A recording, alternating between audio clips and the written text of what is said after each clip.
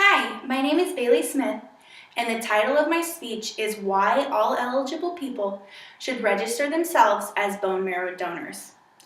According to the Leukemia and Lymphoma Society, an estimated 156,420 people will be diagnosed with leukemia or lymphoma in 2014 alone.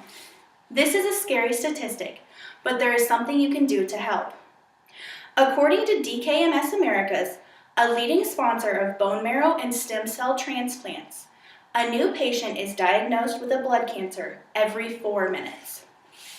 Many of these patients will come to need a transplant. DKMS also reports that only 30% of patients are able to find a donor within their family. The other 70% are forced to reach out to the National Bone Marrow Registry. Of those 70% who reach out to the registry, only 4 out of 10 will find a suitable, non-related match. This is where you can help. Adding yourself to the registry is as simple as a cotton swab to the inside of your cheek, and you could save someone's life. The process of adding yourself is incredibly easy. First, you will be asked some general health questions about yourself, and then you will swab the inside of your cheek for a DNA sample. This can be done at donor drives on your campus or at community events. Once swabbed, your sample will be sent away. It takes up to 6 months for these samples to be analyzed and processed. Once your samples are processed, as patients go in search of a donor, their DNA will be cross-checked with yours. Although adding yourself is simple, St. John's Law Review states that there is only a 1 in 20,000 to a 1 in 50,000 chance of matching. This depends on the rarity of your genetic makeup. If you are found to be a match for a patient, there will be an initial blood draw. This double checks the results of your earlier DNA swab. If a positive match happens, more tests will happen at a donation hospital. There are only a few hospitals in the United States that are capable of running the tests necessary to pre-screen for bone marrow transplants, and there are even fewer that are capable of doing the actual transplants.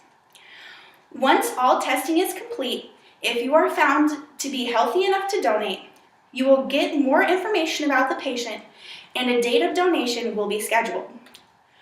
Bone marrow transplants have come a long way over the years. The FDA Consumer Journal states the first successful bone marrow transplant happened in 1968. Since then, there have been many advances in medical practices. The traditional needle and hip procedure can often be avoided. There is a new technology called peripheral blood stem cell transplants. They do the same job as bone marrow transplants, but they are less invasive and easier on the donor. Though donating is a mentally trying process, the rewards far outweigh the minor inconveniences. It is so simple, but there are so few people on the registry. If you are unable to make it to our donor drive, you can log on to bethematch.com or dkms.org. They will send you a test kit to your doorstep and you can swab yourself at home. If you are found to be a match, you are not financially responsible for any medical procedures that happen before, during, or after donation. And you will get frequent updates about the patient you donate to. With so few people finding a familial match, it is absolutely vital for people to continue to register with the National Bone Marrow Registry. According to the United States Department of Health and Human Services, there are 17,800 people in the U.S. alone who could currently benefit from a transplant.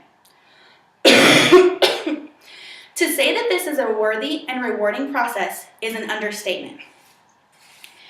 Adding myself to the registry was one of the easiest things I have ever done. It is a big decision to make, but I urge you to consider it. If you have extra time, log online or find a drive near you. I spent 5 minutes at a carnival in my hometown adding myself to the registry, and I'm happy to say that I donated to a 56-year-old man who is now out of the hospital for the first time in over a year. you could give this opportunity to someone else.